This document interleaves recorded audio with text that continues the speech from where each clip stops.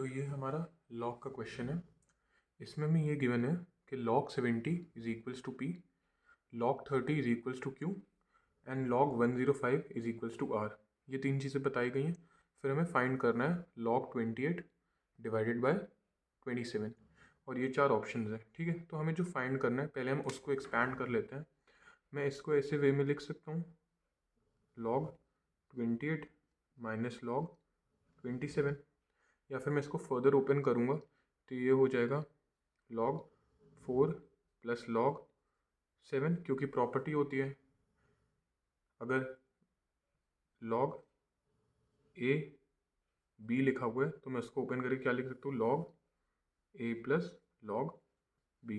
तो उसी के थ्रू मैंने 28 को log 4 प्लस 7 लिख दिया। माइनस इसको मैं ऐसे लिख सकता हूँ log 3 का क्यूब और फिर वो क्यूब सामने आ जाएगा।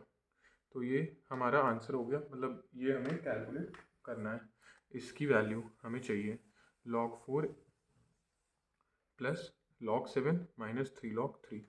मैं इसको यहाँ पे लिख लेता हूँ कि बाद में हम सॉल्व कर सकें। log 4 plus log 7 minus 3 log 3। ठीक है, अब हम क्वेश्चन को स्टार्ट करते हैं। हमने पहले ये देख लिया कि हमें कैलकुलेट क्या करना है। अब हम इसको स्टार्ट करते हैं, आगे प्रोसीड करते हैं। जो वैल्यूज़ गिवन है, हमें पहले log 70 दिया गया।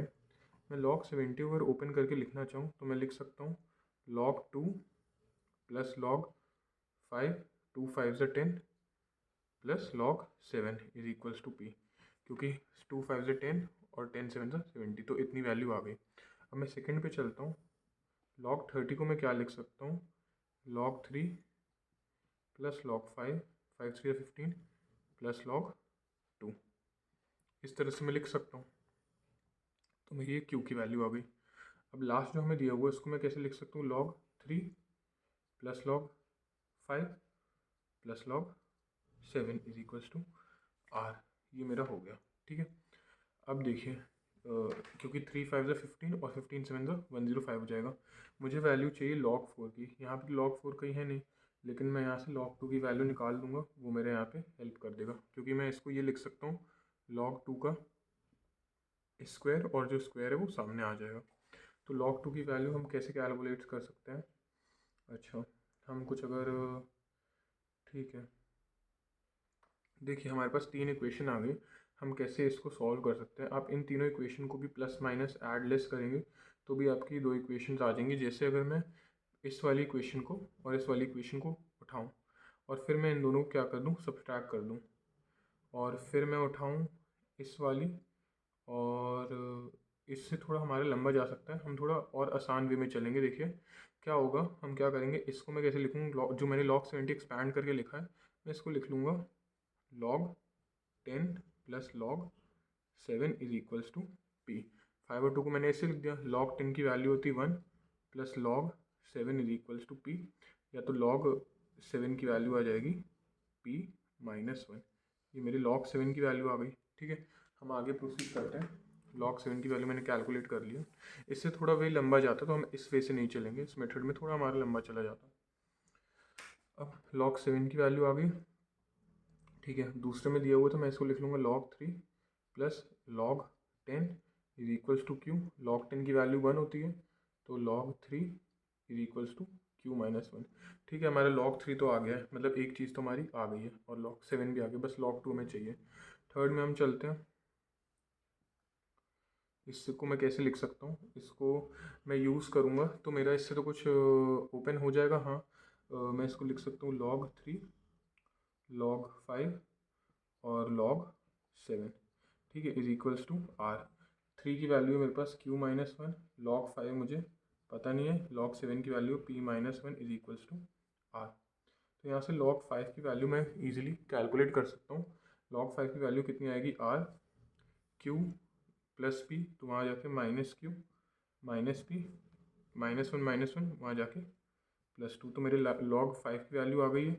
अब मैं इसको ओपन कर देता हूँ, इसको तो मेरा 2 के हिसाब से अगर लिखूँगा तो मेरा इजीली आंसर आ जाएगा। पहले log 5 की जो वैल्यू है ये मेरे बहुत इंपॉर्टेंट है। अब मैं इसको ओपन अगर मैं ऐसे कर दूँ कि log 70 को मैं लिख दूँ log 2 plus log 5 plus log 7 is equals to p. log 2 की वैल्यू चाहिए मुझे, log 2 को तो मैं ऐसे ही लिखूँगा, पर log 5 की वैल्यू ऑलरेडी मेरे पास आ चुकी है यहाँ से, तो मैं उसको सब्स्टिट्यूट कर दूँगा, r minus q minus p plus 2, और log 7 की ये रही p minus 1 is equals to p। इतना हो गया। अब आप देखिए p और p कैंसिल आउट हो जाएगा, तो log 2 की वैल्यू क्या आएगी, log 2 is equals to p minus q है तो वहाँ जाके प्लस क्यू, प्लस आर है तो वहाँ जाके माइनस आर, और 2 माइनस 1 बचेगा तो इधर जाके माइनस 1, log 2 की वैल्यू आ गई। अब इसमें आप सब्स्टिट्यूट कर दीजिए, आपका आंसर आ जाएगा। हम इसको रब कर लेते हैं, हमें इसकी ज़रूरत है नहीं, इसमें से किसी की log 3 बस चाहिए तो log 3 हम लिखे रहने देते हैं, और इसमें से भी बस log 2 हमें चाहिए।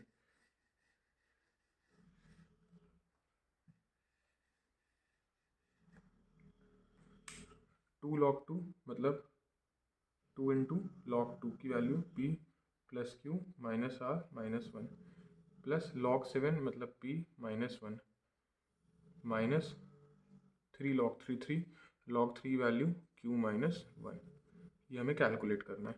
तो ये हो जाएगा 2p plus 2q minus 2r minus 2 plus p minus 1 minus 3q plus 3। देखिए 2p plus p 2p plus p 3p, 2p और प्लस p 3p आ जाएगा, 2q माइनस 3q तो माइनस q आ जाएगा। अब 2r अकेला बच जाएगा, और यहाँ पे क्या बच रहा है, -2 -1 -3 और +3 कैंसिल आउट हो जाएगा। तो हमारा आंसर क्या आ गया, 3p minus q minus are. इसको इससे मैं ऑप्शन में नहीं दिया हो, लेकिन इसको कैसे दिया, 3p माइनस कॉमन निकालेंगे तो क्या बचेगा, q प्लस 2r।